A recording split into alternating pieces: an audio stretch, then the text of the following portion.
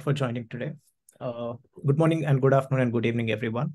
I'm happy to present our speakers and our chair today. And our chair, Mindy, will be able to describe better and set the context for us. Thank you, Mindy, for joining us. Brief housekeeping instructions. If you have any questions, please put them in the Q&A, and our chair will be taking those questions to the respective speakers. And hi, Mindy. Mindy Lull is actually the Director of Research at Global Volunteers. It's a US-based nonprofit organization.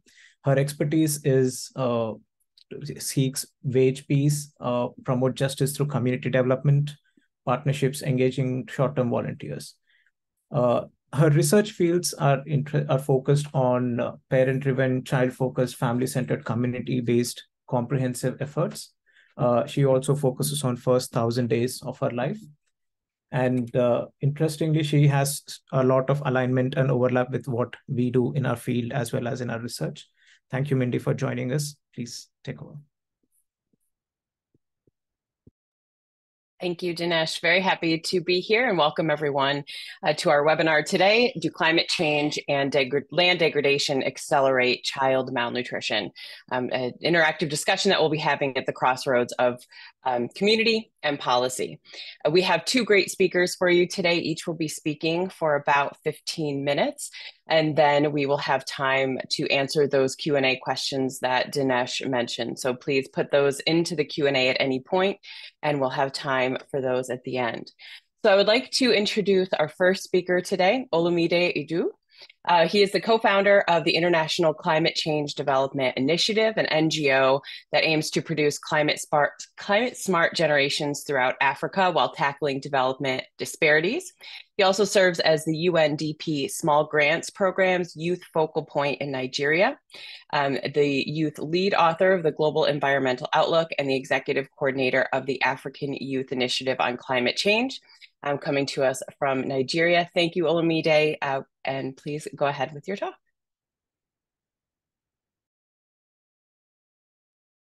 Yeah, thank you very much. I'm sure you can hear me loud and clear from your end. Thank you so much for yes, we can. Giving me this opportunity to share a little bit of my, experience, knowledge around this topic we're going to be looking at. And I'm very happy to also be on the panel with a very wonderful MP and wonderful great people, the moderator for this opportunity I've been given to me. So let me quickly go into my presentation, and I'm sure I'll be able to share my screen. Yeah. Okay. So can you see my screen? Yes, we can. Okay, good. So I'm looking at the topic, the climate change and land degradation accelerate child malnutrition. As we all know, that a lot of people are actually looking at this conversation as a bedrock of opportunities and also a bedrock for change in our environment.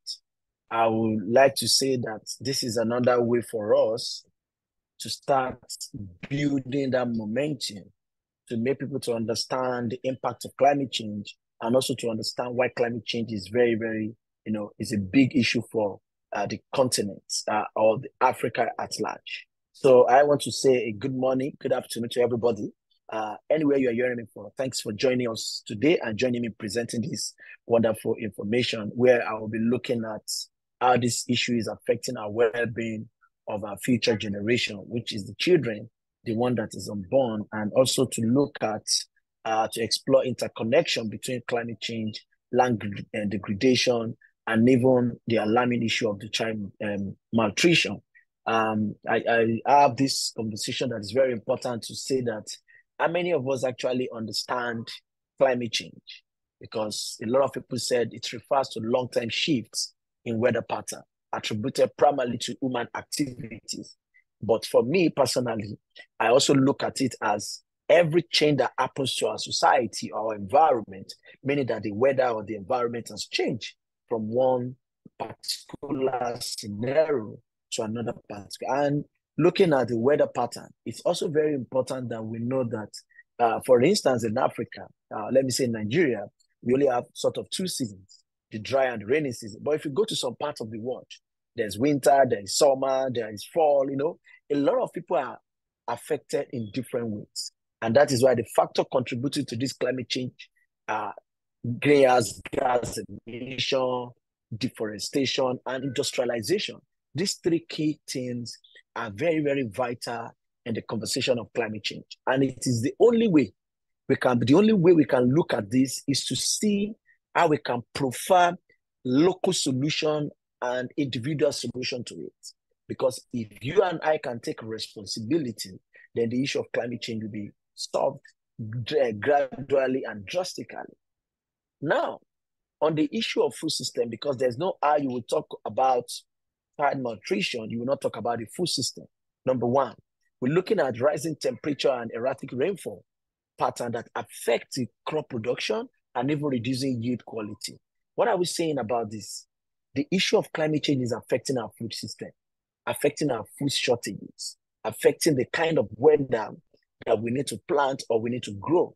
And a lot of this is causing a reduction in growth, reduction in production, and reduction in quality. And it is a big problem if we don't take urgent action.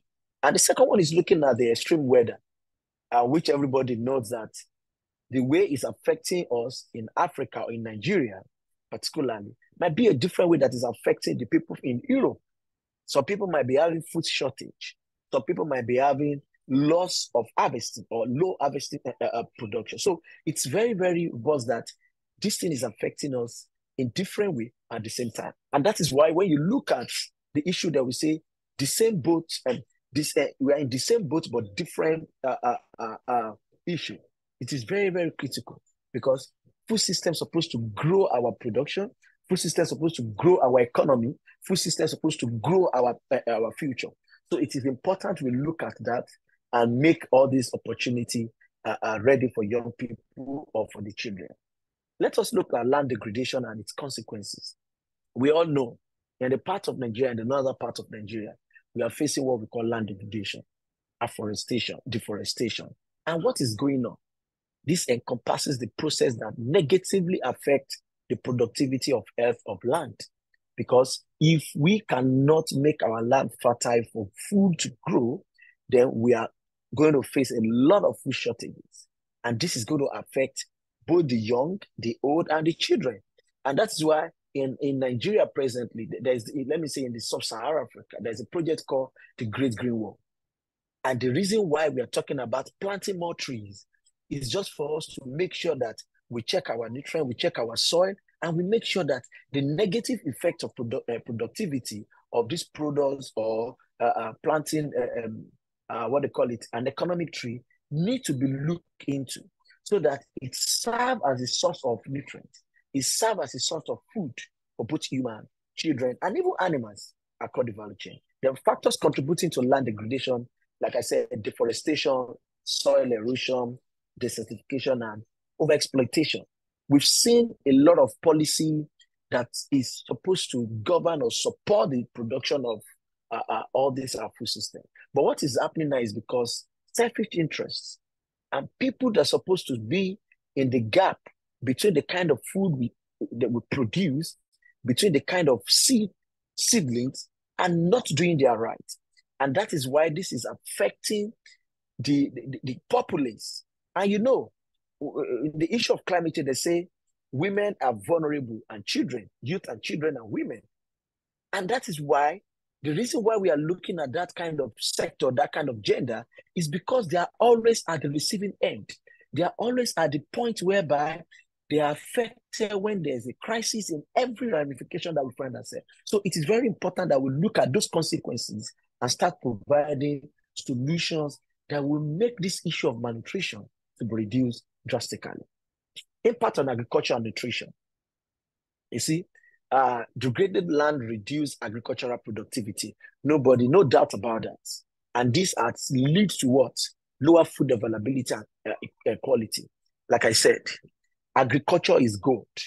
Nutrition is also golden. So if we don't put more investments, people say agriculture is like an investment opportunity for young people to grow. And for young people to grow, agriculture is the new oil that will make them to move in the industry. And when we are not taking urgent action of making sure that this issue of degraded land reduction in our agricultural sector productivity did not be looked into, then we are facing the consequences of food shortage. And the kind of nutrients that's supposed to come with the soil will be, will be affected, and we're going to be now seeing a lot of malnutrition, malfunctioning in the system of people that eat such food, and it's going to impact human nutrition, and it's going to even impact the processes of how we produce this food for ourselves. So it's very important that we start looking at all these actions so that the issue of communicating or the issue of developing developing our food system will be increased, because if we don't develop through policy advocacy, through communicating issue of climate change to people to understand the issue of this, then we have a problem. Then we talk about the climate change and the land degradation issue. Climate change exacerbates land degradation processes, accelerating soil erosion and desertification. You see, in Africa, in Nigeria, a lot of countries have been facing what we call flooding. And if we don't have proper irrigation system, then we'll continue to have the issue of our soils have been dragged away with water. Ocean, sea level rise, they are really affecting our land, and the right of the land is being taken away, and the people's economy are being affected. And that is why you see that when we talk about climate change, we need to emphasize more on the impact so that people will be able to understand when we say what is climate change, they'll be able to understand that we're actually talking about the change that happens to that productivity or that action that you're working on. Yeah. Then we say the we also increase frequency and intensity of extreme weather events contributing to degradation. I've mentioned something about that. And this cycle that we see is a cycle that is affecting nutrition, is a cycle that is affecting climate action, is a cycle that is affecting food security and food system that we're supposed to have as abundant opportunity that has been there for us for years. Now I have what we call the impact on nutrition, limited access to diverse and nutritious food due to reduced crop yield and quality. And many of our farmers, in a story, they say that the small-scale farmers are the one that is producing the larger food that we eat in our day-to-day. And how can we not support and provide opportunities that will make them to have unlimited access to issue of nutrition, that will make them to have access to grains that will produce quality food for people, that will make us to start looking at what are the malnutrition, why is malnutrition arising? Why is it taking effect every time? Why is it taking the day of the light? Is it because there's no enough grains that can produce nutrition? How can we start looking at local knowledge to make sure that we produce a food that is just for people? So these implications that we're going to be looking at is something that we need to talk about individually, collectively, and making sure that government make an enforcement for agriculture to be one of the oil-driven opportunity. And it will drive our nutrition production. It's going to drive the kind of intake of foods that we have, and it's going to produce opportunity for both the Africans, the continent, and the entire world. Let's look at a case study from Africa. I want to highlight the real African experience of a region affected by climate change and land degradation, such as Sub-Saharan Africa and Southern Asia. But let me focus on Africa. Presently in Africa, we see a larger number of people that are facing food shortage. Presently in my country, we see land degradation. Farmers are suffering to farm again because of oil spillage. Some lands are not fertile for food to grow. How do you now talk about nutrition for children? And women cannot even boast of getting food grains for their children or getting food grains to grow foods for people. So it is very, very important that we look at this. And the larger number of people that is facing these consequences are the larger number who are vulnerable to climate change.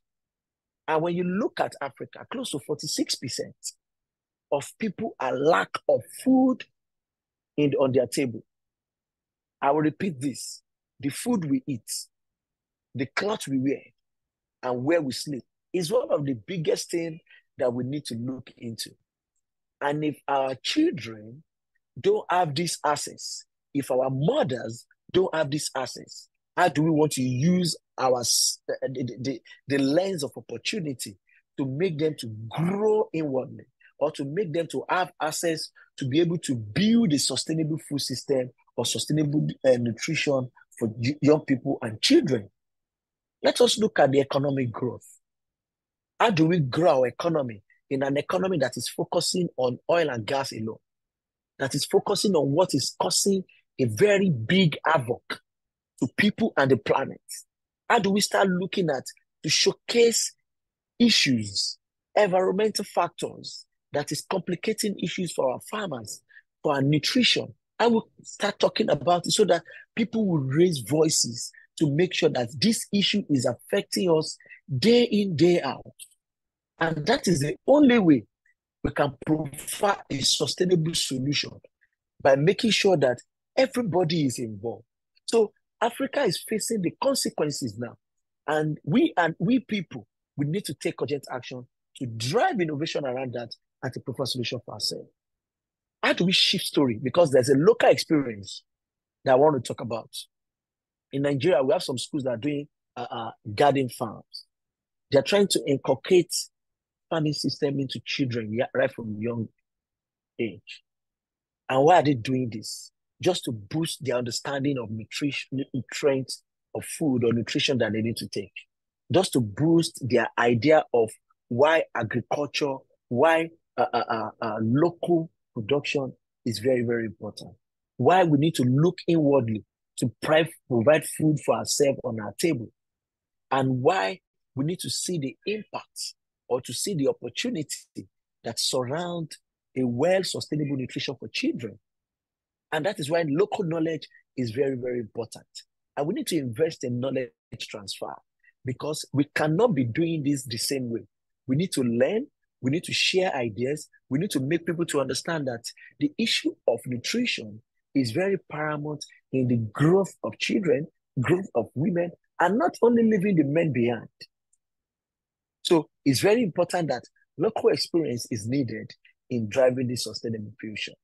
Now, coming to some solution that we need to, when it comes to the issue of mitigation and adaptation. In Africa, everybody's talking about to adapt. But when you look at the mitigation aspect, how many of African countries can boast of technology that can drive this system? And that is why we need to look inwardly that how can we promote climate smart agricultural practices, including organic farming, agroecology, that can give more nutrients, more food for people, agroforestry, and water efficiency irrigation system. These are very, very important for us to adapt or to mitigate in the issue of food system and agriculture and nutrition for every aspect of our human. How do we encourage crop diversification and the cultivation of climate resilience so that we can have a nutrient-rich crops, so that we can start looking at crops that are not enhanced, because these are crops that cause damage into the system of the children, the women, and the growth of our children doesn't really look the way it's supposed to look at again. So we need to start looking at that area, to start looking at mitigation and adaptation. And these two key ways is very, very key for us to grow and to build a future for our children. Reforestation and ecosystem restoration.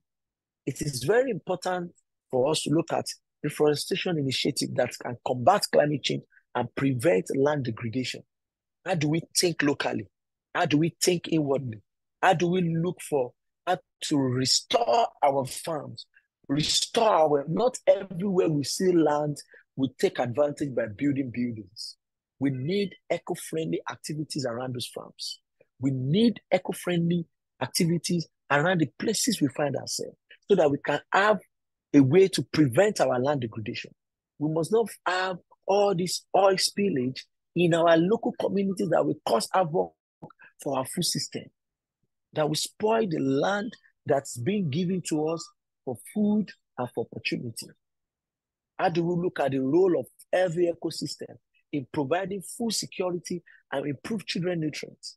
If we don't talk about reforestation, if we don't talk about ecosystem restoration, if we don't talk about sustainable way of restoring our lands, taking back our lands to grow nutrient food that can improve children's life, we need to look at that. In conclusion, this is a tiny issue for me of climate change, on land degradation, or all these aspects I've mentioned, that we can actually develop innovative solutions that can build investment opportunity, that can help us to mitigate all these strategies, all this impact that is affecting our children, our nutrients, our nutrition, and our food system. So I will say, everybody listening, let's come together to create a sustainable future for the children that we have now, unborn children, even our mothers that are always standing the gap to provide opportunity for these children, to provide safeguarding for these children, and to ensure their right to a healthy and nourished life. Thank you very much. Thank you so much, Olumide. That was wonderful. It was great to hear about that. And again, we'll have questions at the end. So if you have questions for Olumide, please put those in the Q&A and we'll get to those in a little bit. It's my pleasure now to introduce our second speaker, Neema Lugangira. The Honorable Neema Lugangira is a member of Parliament in Tanzania who brings forward extensive experience and a successful track record in championing policy advocacy and legislative reforms across different sectors. She also serves as the chair of the African Parliamentary Network on Internet Governance and the chair of the Tanzania chapter of the Parliamentary Network on World Bank and International Monetary Fund. She's very involved at both the national and international levels as well, the founder of two NGOs, Agri Thamani and the Omuka Hub, and is involved in the multi-stakeholder advisory group of the United National Internet Governance Forum, among many other activities. Neema, welcome, and we are very excited to hear you speak about this topic. Thank you very much, and good afternoon, good morning, everyone.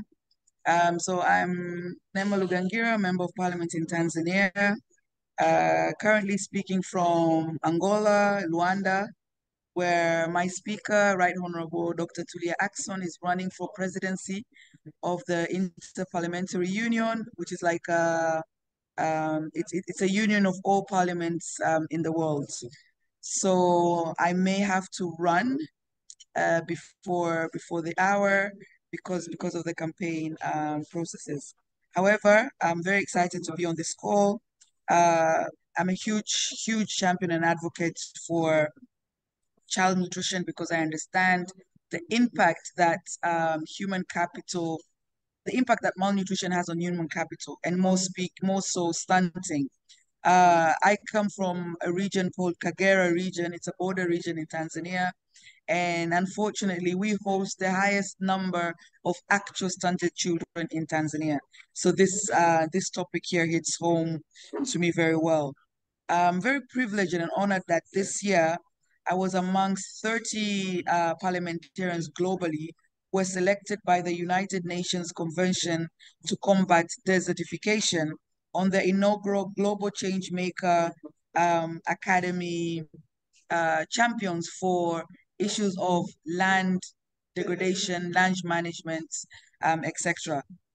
So what I wanted to quickly share here today is the link between issues of climate and child malnutrition. So if we start from, when adolescent girls get into puberty and they start getting their menstrual cycle, we see in a lot of developing countries that there is a huge anemia rate, anemia percentage amongst adolescent girls. And that is because of the dietary variety. But not only that, for vegetables to have the right nutrients and minerals in them, it all depends on the soil health. It all depends on the land management. It all depends on different factors that are also impacted by climate. So you can already see from that early stage, climate is already becoming causing impacts. And then when this adolescent girl develops into being a young woman, and becomes pregnant, one, you find that they probably fell pregnant when they still have a high anemia. So then that in pregnancy, also there'll be a high anemia in pregnancy, but it also increases the chances of giving birth to a child who has anemia, underweight, etc., and stunting.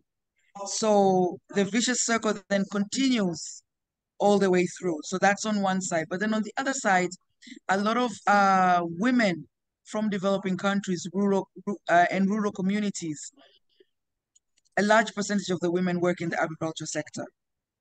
You find in most African countries, 70 to 80% of the population are in the agriculture sector. But out of that percentage, at least 60% are women. So women tend to spend more time in the farmland, in farming, producing food, leaving children unattended or not well attended, and their meals not well catered for. So that also contributes to the child malnutrition, stunting, etc. So it's very important when we're talking about the link between climate change and child malnutrition to look at all of these factors.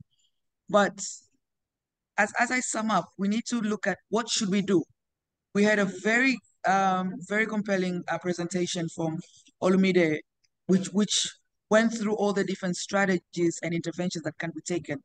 But what can we do to make sure that the link between climate change and child malnutrition is taken into account? One of the things that I've been doing as a parliamentarian is to voice that climate change is not just an issue for the environment. It has a link on malnutrition, because in order to end malnutrition, people need to eat food which has the right nutrients. In order to have the right nutrients, you need to think of issues of soil health, issues of the pesticides, the seeds, the type of fertilizer, the pollution, and all these other factors. So we need to voice and advocate that climate change impact is beyond just environment. It has an impact on nutrition security. Once we've established that, it's very important to get politicians on board. It's important for the politicians to buy into this link. And how may you do that? I'm a member of parliament. I definitely would want to be re-elected. So one of the key factors is, how can we package climate change and child malnutrition to be something that can be attractive to politicians? An immediate way is human capital development and potential votes. We want to be able to have, a nation.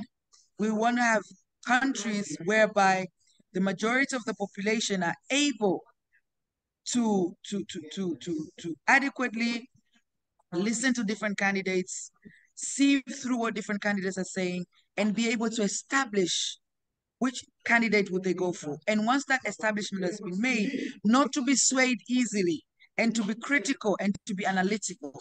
For that to happen, our children need to be developed in such a way that they're nutritious, not only in the physical growth, but also in the mental growth. So my appeal, and what I would like to echo here, is just in the way in which in this call, we have been able to bring me on board, who I'm in the NGO sector, but I'm also a member of parliament. It's equally important to find ways that we can work with members of parliament who are also interested in this topic. And by doing so, we can provide capacity building to the members of parliament, and they can then advocate for the link between climate change and child malnutrition in our respective parliamentary houses. I've been a member of parliament since 2020 to now. It's approximately 3 years. But I can already tell you, in 1 year and a half into my term, I was able to mobilize advocates, which led to the government of Tanzania signing up to the School Meals Coalition. So that is the power in which members of parliament have. So if we come together and work with parliamentarians who are interested in this topic, I think it can be something very incredible. And to conclude, there is actually right now a movement, a few of us members of parliament are trying to put together, is to establish the African Food Systems Parliamentary Network, AFSPAN. So that is also something that's on the table, probably be launched sometime end of the year, early next year. So it's also an avenue of making sure that how can we collaborate and bring the key stakeholders together, but most importantly, empower and capacitate members of parliament to complement your efforts and use our voices and platforms accordingly. Having said that, thank you very much. I'm so grateful for this opportunity. I apologize once again that I may not be able to stay to the end because of the task ahead of us. And fingers crossed, Friday we'll have good news if our speaker goes through as the next IPU president. Thank you. Thank you so much, Nima. It was wonderful to have that vision through the kind of government and policy perspective to add to Olumide's talk. I'd like to move forward now to answer some of the questions. There have been some great questions coming in through the chat and the Q&A. Again, if you have questions, please put them in the Q&A section, and I will start to go through those now. So our first question, and I think this can be answered by either of you that have input on this. Question says that child malnutrition is mainly related to the habit of food intake. Does climate change and land degradation affect the habits that people have of food intake? And if so, how?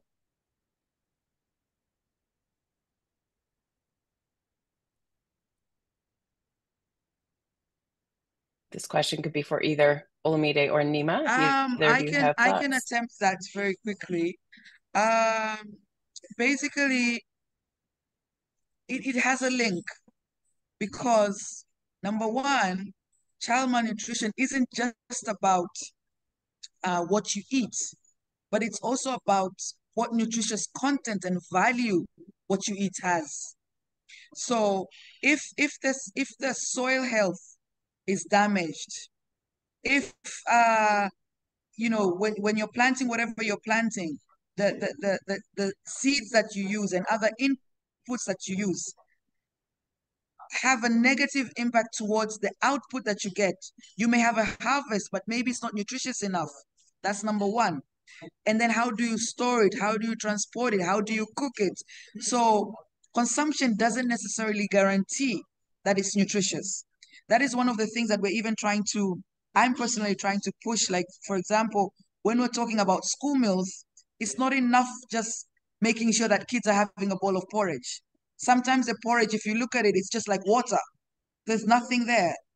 But can we make sure that it's a nutritious meal, so to speak? So just in a nutshell, I can respond it that way. Thank you. Thank you, Nima. Yeah. Go ahead, thank you. Olumide. I think she has actually said it all. But I will also say that the quantity and the quality of every aspect of these stages is very, very, vital. And it is very important for us to understand the kind of food or the kind of nutrients that goes into us. Is it going to cost us to spend more in going to hospital? Or is it going to cost us to grow? Or is it going to give us an avenue to be able to grow more? And that is why it's very, very important that the process of making all these things, we should look at it critically so that the outcome will not be an effect on us. And we're talking about children. These are a set of people that are very sensitive. And sensitive doesn't mean that those kind of products can also affect the grown-up people.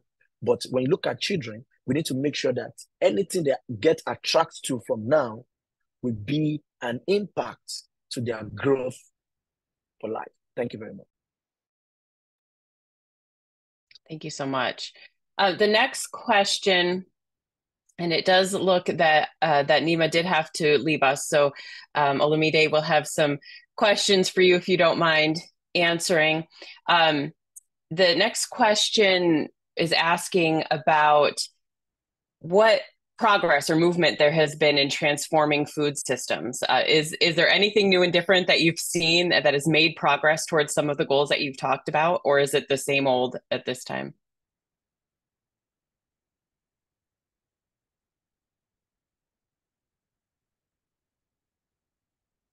You're muted, Olumide, sorry. Can you hear me? Hello? Yes. Yes, we can hear you now. Can you hear me now? Okay. So, well, there are a lot of organizations, a lot of networks that have been pushing for the food system issue. There's a network that will be launched next week under the Cardiff network, under the African Union, called Kayak. It's a climate change, climate and youth in agricultural network. These people have been doing a lot of groundwork. And the only thing I think that has changed is the way there's an investment opportunity for everybody in the food system.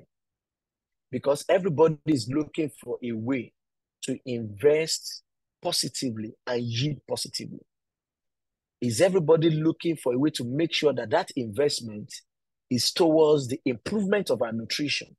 That is another conversation we need to look at. So we need to start looking at what approach are we using or are we taking to address various aspects of these processes so that we will be able to have what we call sustainable management of our food system, of our food nutrition, and we can be able to start talking about sustainable farming practices. Because everything we invest in today in line with agriculture must be something that is an investment that can make our growth, our economy to be improved. But when you are looking at the children aspect of it, then we need to understand that the future lies that we are looking ahead must be taken care of now, so that the kind of food or the kind of nutrition we are putting down out will be something. And so this network, and if anybody needs to know more about different networks, just go and check Kayak, Kayacc. Then you should go and check the Cardiff network. This is a climate change and agricultural network that was, set up under the African Union. I'm talking from Africa, so that's a network I know. And they are going to be launching another youth network that is looking critically, not only into advocacy, but looking into implementation of making people to invest in farming processes. We want to look for a way whereby we can invest in people that are producing food that will make us understand that there's let me call it organic farming. That is what we are looking at, because it is high time for us to start looking at our indigenous way of producing kind of food that we eat. Thank you very much. Thank you. Another question that we had from a participant who also said that he or she very much enjoyed hearing about the impact. The question was that climate change and land degradation can also, we talked a lot about agriculture, but can affect WASH, so hygiene and health, which those in themselves also affect malnutrition. So the question is whether you have any insight across the countries you have experience in the effect of climate change on WASH and health directly. Yeah, thank you very much. Water, sanitation, and hygiene is very, very key. And there's no how you want to grow food that you don't need water, And you need to also make sure that while you grow and you wet, when you harvest, you wash. When you wash, you preserve and you cook. So all these aspects are interlinked. So it is very important that we need to look at the health aspects, most especially. And these are the things that we need to focus on. Water scarcity is very, very deep now, especially for small-scale farmers. Water quality is also a big problem, and this is causing a lot of problems. And this can be a public health problem when it comes to the kind of food or the production system. How do we look at the sanitation challenges that surround the kind of food we prepare on our table? How do we look at soil deforestation or even the soil erosion, even that can affect the sanitation system? So this is a problem that you cannot take away because, without health and the intact ecosystem, then the proper disposal of our waste as well can become more challenging. You finish eating the way you dispose the refuse, we say we shouldn't waste food, but there's some remedy. Now we know how do we dispose that. So we should be looking at sanitation challenges. These are all things and for our children, if we don't do our sanitation appropriately, then we talk about vectors of inborn diseases that can cause a problem for our children. So adequate wash practices is very, very important. And we need to put more effort in making sure that we provide clean water, clean environment, so that the issue of wash challenges will be gone or will leave us totally. Displacement and migration is also something we need to look into within the issue of water, sanitation, and hygiene. How is pushing away crops? Because let me give you an example. When there is flood, or let me say, when there is when people want to have a new structure of a building, and you go to a farm or you go to a place that water always finds its way out, and you build a structure on it. Do you want to tell me in a couple of months, couple of years, water will still find a way to pull out? And that is why you see a lot of people building at the riverside. They're not taking urgent action. So we need to look at the displacement that is causing for our food system, where we've embarked for a garden for food growth. People don't work on their irrigation system very well. And that is going to affect the migration of food. So to the impact of climate change and land degradation, I think we need to start looking at this wash and health. I'm adding health because the end challenges or end problem is going to be our health. And that is going to be a very big problem. So it is essential for us to start looking for a way to prioritize sustainable land management practices. And for us to start looking at how can we promote water conservation. It is very, very important by investing in what? Resilience infrastructure. Because if we don't do this, then the wash services, the wash system, we are just deceiving ourselves. Let me end by saying, because a lot of us always talk and we don't look at the collaboration with the government. So it is very essential that collaboration between government, communities, and even organizations is crucial in addressing the issue that we just talked about. Thank you very much. That's a great lead in to the next question for you, which was how can government leaders or organizations like yours work together more? Are there suggestions that you have to help the government and NGOs or other organizations work better together to have that impact that you were just mentioning?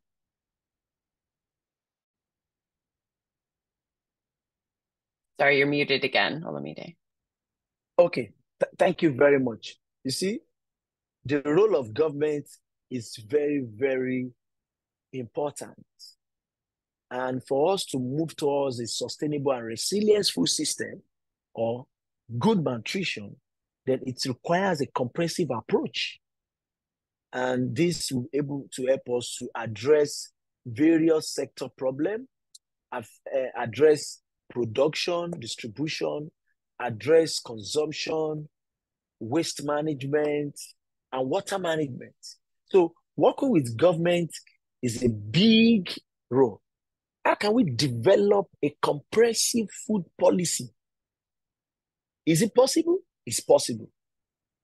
When government is working, bringing civil society, bringing weather pattern agency, bringing information agency, bringing civil society together to develop a comprehensive food policy, a nutrition policy that will safeguard the lives of the people. How can they foster interconnection, collaboration, for them to be able to establish agency that will look deeply into this policy to cascade or to catalyze those information to the local people, because they are the receiving end. How do they, because government have a good role, a big role, how do they support small-scale farmers? I've mentioned it in my first presentation that small-scale farmers are very essential in food production, food system, water management. They are very, very essential. So how do they start looking at supporting these people to make sure that they connect them with local markets, school gardens, hospitals, and other public institutions that need this nutrition food, that need this sustainable organic food to grow? The government need to look at that intervention in collaboration with all other stakeholders.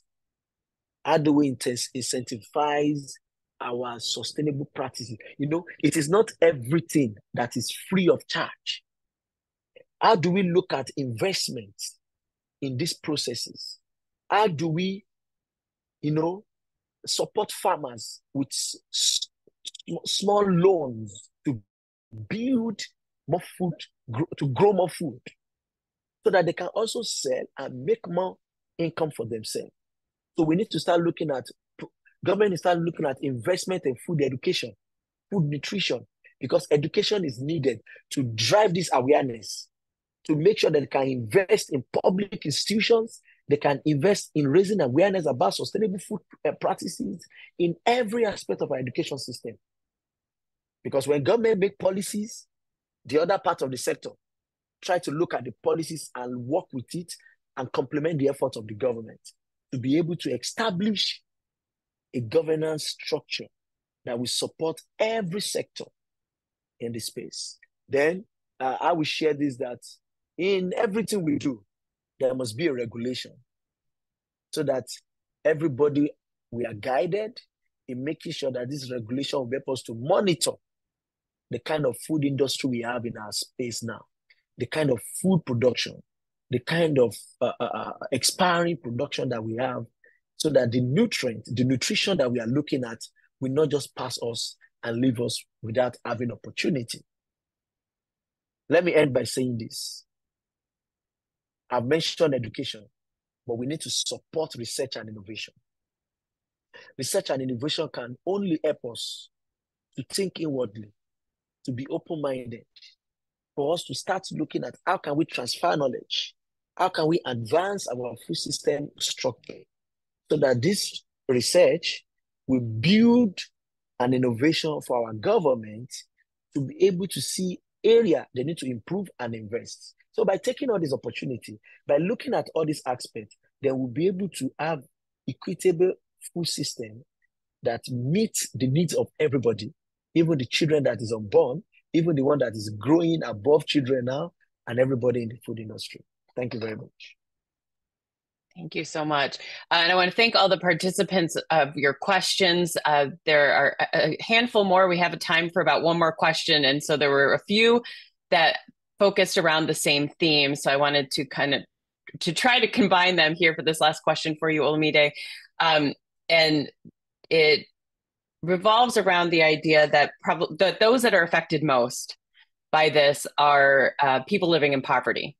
And so do you think that there are unique or special ways to target that community to, both help reduce the burden of child malnutrition and the burden of poverty as it relates to climate change, and be able to address both of those at the same time?